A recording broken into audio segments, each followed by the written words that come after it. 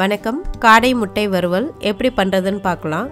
இந்த முட்டையில் வந்துட்டு நிறைய சத்துக்கள் நிறைஞ்சு இருக்குது. அதனால தான் இந்த ரெசிப்பியை போட்டிருக்கேன். நான் இந்த வீடியோவில் எண்டிங்கில் என்னென்ன சத்துக்கள் இருக்குன்றதையும் நான் லிஸ்ட் பண்ணியிருக்கேன். அதையும் தெரிஞ்சுக்கோங்க.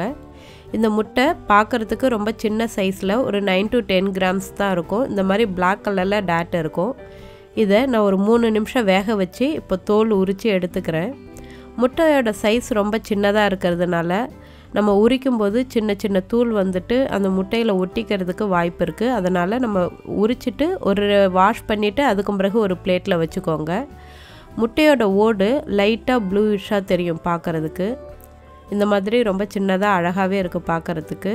நான் எல்லாத்தையும் ரெடி பண்ணிவிட்டு ஒரு முறை வாஷ் பண்ணிவிட்டு இப்போ நான் பிளேட்டில் எடுத்து வைக்கிறேன். நான்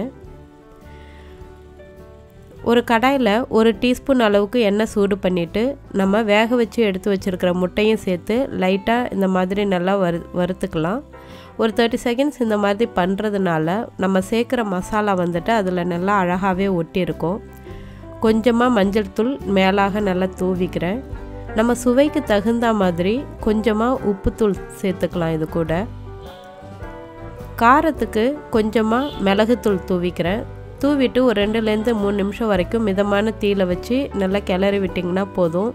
சிம்பிளாக தயாராகிடும். இதில் கோழி முட்டையை விட இதில் சத்துக்கள் வந்துட்டு நிறையவே இருக்குது. குழந்தைங்களும் சரி, ப்ரெக்னென்ட் லேடிஸும் சரி ரொம்பவே எடுத்துக்கலாம். இது நல்லாவே சாப்பிட்லாம். ஒரு நாளைக்கு 3 to 5 முட்டை வரைக்கும் இது நம்ம எடுத்துக்கலாம். இந்த டெய்லி நம்ம சாப்பிடும்போது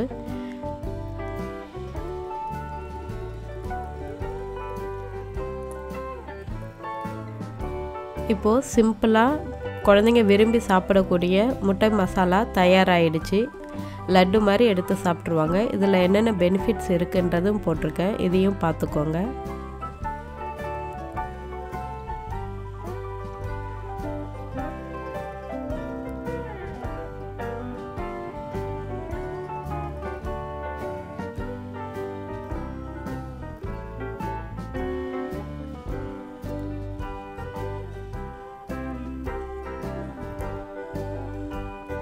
இந்த வீடியோஸ் வந்துட்டு உங்களுக்கு ரொம்ப யூஸ்ஃபுல்லாக இருந்துச்சுன்னா உங்கள் ஃப்ரெண்ட்ஸோடையும் ஷேர் பண்ணிக்கோங்க. ரொம்ப நன்றி.